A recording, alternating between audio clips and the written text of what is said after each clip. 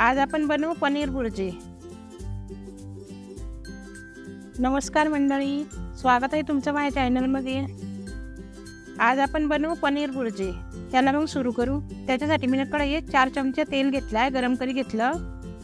आता आपण हिरव्या मिरच्या टाकू। 7-8 हिरव्या मिरच्या घेतल्या मी।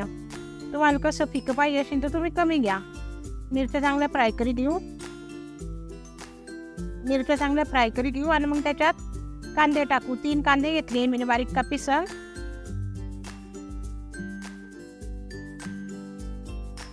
कांद्याला चांगलं फ्राय करी घेऊ।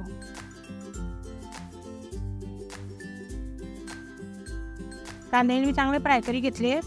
2 टमाटे घेतले बारीक कापीसन, ते टाकी घेऊ। पनीर भुर्जी कशी पटकन होते आणि कसं आपलं कसं गावाकडे घरचंच पनीर असतं तर पटकन करता येतं। थोडंसं मीठ टाकू की टमाटर लवकर शिजी जातील। टमाटर चांगले शिजले।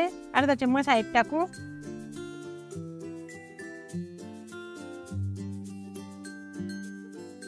एक इंच आल्याचे बारीक बारीक काप करी घेतले ते टाकू। चवीनुसार मीठ टाकू। चांगलं कालवून घेऊ। कसुरी मेथी टाकू 1 चमचा। कसुरी मेथीने कसा स्वाद वाढी जातो भाजीचा, एकदम मस्त लागते भाजी।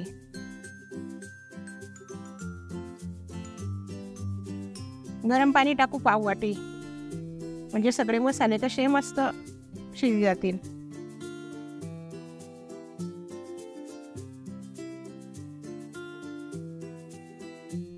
1 चमचा शेकेल बेसन टाकलं मी। बेसन पीठ असतं आपलं, त्याला थोडंसं शेकी घेतलं तर ते टाकलं। चांगलं कालवून घेऊ। बेसन कसं भाजीला चांगला थोडासा दाटसरपणा येईल। आता 1 पाव पनीर घेतला आहे, त्याला असं हाताने चुरीसन टाकी देऊ आणि चांगलं कालवून घेऊ।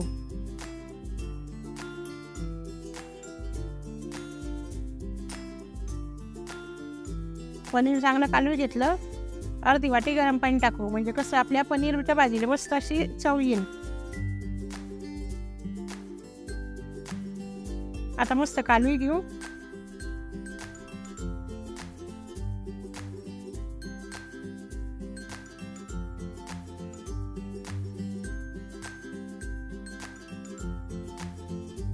आणि 2-1 मिनिट चांगला शिजवून घेऊ।